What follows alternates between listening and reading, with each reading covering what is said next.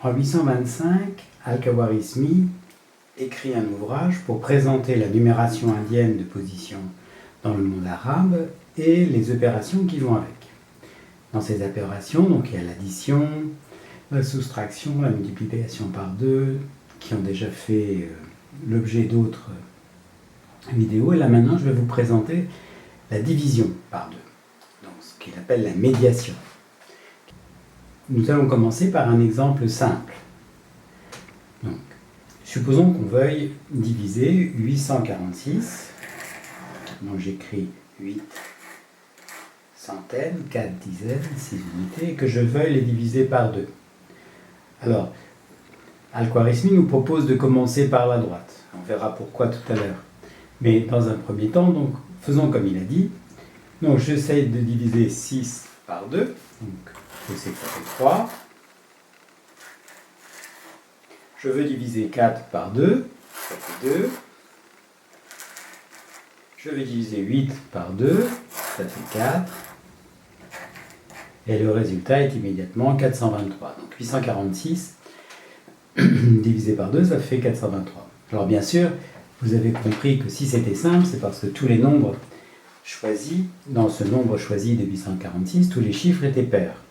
Donc je vais maintenant recommencer avec un chiffre impair que je vais glisser au milieu. Donc je vais chercher la division de 836.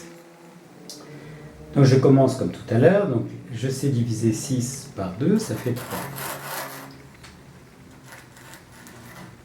Par contre, je ne sais pas diviser 3 par 2 parce que 3 est impair.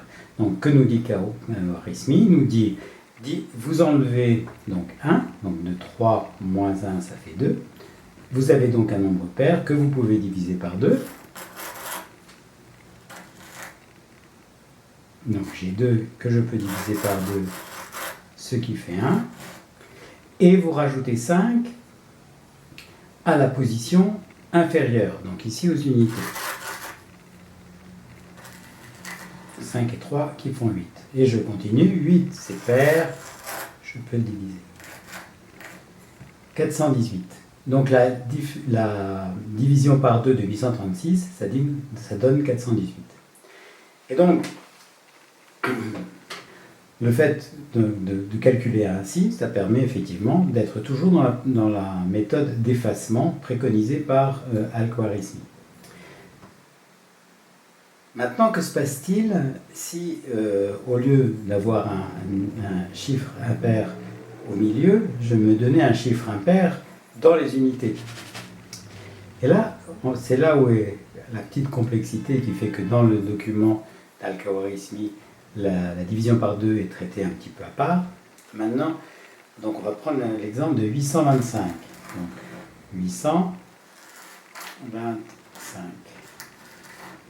Alors, 5 est un nombre, est un chiffre impair, donc du coup, je ne peux pas le diviser par 2, donc je vais faire pareil, j'enlève 1,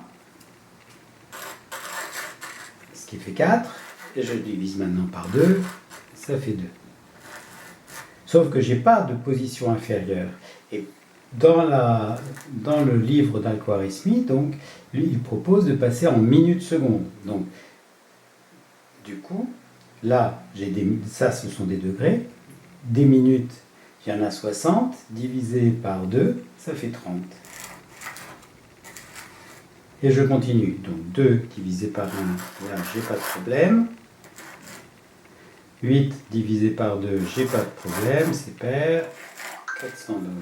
Et donc, la division de 825 par 2, ça donne 412 et 30 minutes, puisque c'était ainsi que Al-Khwarizmi proposait de calculer les parties fractionnaires quand on avait à la fois une partie entière et une partie fractionnaire. La partie fractionnaire était exprimée en minutes, et donc la moitié d'une minute, c'est 30 secondes.